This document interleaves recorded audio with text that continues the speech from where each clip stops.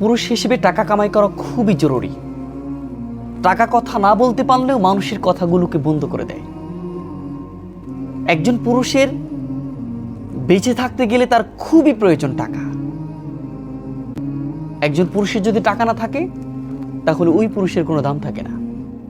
না থাকে সমাজে, না থাকে পরিবারে, না থাকে প্রত্যেকটি ভালোবাসার মানুষের কাছে। একজন পুরুষের পকেটে যখন টাকা থাকে না তখন ওই পুরুষের কোথাও কোনো জায়গায় কোনো মূল্যায়ন থাকে না। স্ত্রী, পরিবার, পরিজন কারোর কাছেই মূল্যায়ন থাকে না।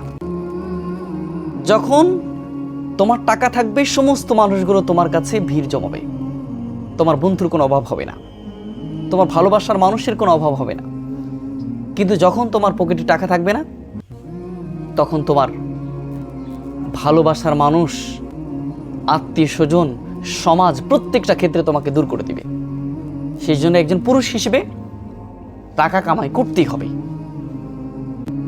অবশ্যই একজন পুরুষের অনেক অনেক টাকা দরকার। ধর্ম করতে হবে অবশ্যই, কিন্তু ধর্ম করতে গেলেও টাকা লাগে। হাসপাতালের বেড থেকে একজন আর্তনাদ করে